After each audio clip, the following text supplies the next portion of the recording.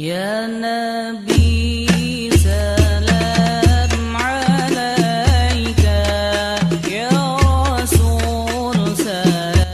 Setengah jam 1 juz, tiap hari setengah jam, 30 hari hatam Quran. Nggak ada yang sulit. Tapi saya kan sibuk, masa setengah jam nggak ada?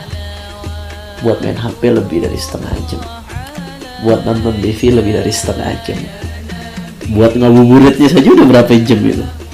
Masya Allah, tabarakallah. Nggak ada yang sulit. Apalagi kalau kita sudah tahu kemuliaan Al-Quran, luar biasa. Segala sesuatu yang di dalamnya ada Al-Quran, dia akan menjadi hal yang paling mulia. Malam yang paling mulia, malam apa? Lailatul Qadar. Lailatul Qadar khairun min alfi syahr. Malam Lailatul Qadar itu lebih baik dari 1000 bulan. Kenapa malam Lailatul Qadar dijadikan malam terbaik? Inna anzalnahu fi Lailatul Qadar. Karena Allah turunkan Al-Quran pertama kali pada malam Lailatul Qadar. Malam Lailatul Qadar menjadi mulia karena Al-Quran. Bulan yang paling mulia, bulan apa? Ramadan. Kenapa Ramadan jadi bulan yang paling mulia? Karena dia bulan diturunkannya Al-Quran. Ramadan menjadi bulan yang paling mulia karena Al-Quran. Nggak sampai di sini itu ya Allah. Malaikat yang paling mulia siapa? Malaikat Jibril, malaikat yang paling mulia. Kenapa malaikat Jibril jadi malaikat yang paling mulia? Di antara sebabnya karena malaikat Jibril adalah perantara yang membawa Al-Quran, membawa wahyu dari Allah Subhanahu wa Ta'ala. Malaikat Jibril menjadi paling mulia karena Al-Quran. Bahkan Nabi Muhammad SAW, Nabi yang paling mulia.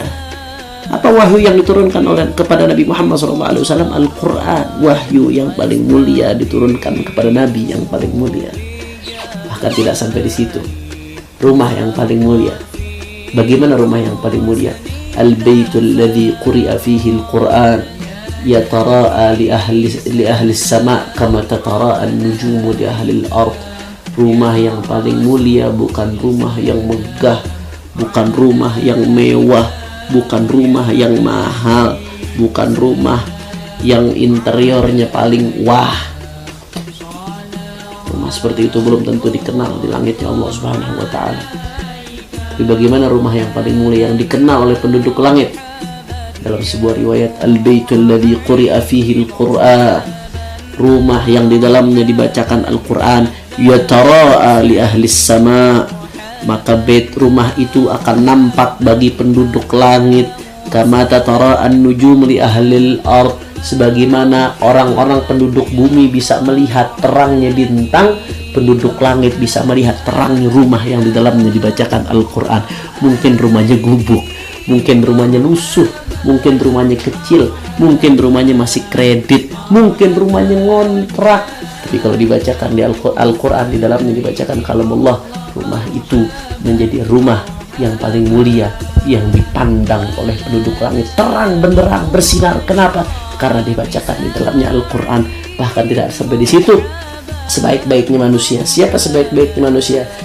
Dalam salah satu perspektif, dalam salah satu sudut pandang, Rasulullah SAW mengatakan, khairukum man ta'allama al-Quran wa 'allamah. Sebaik-baiknya kalian adalah yang belajar Al-Quran dan mengajarkan Al-Quran.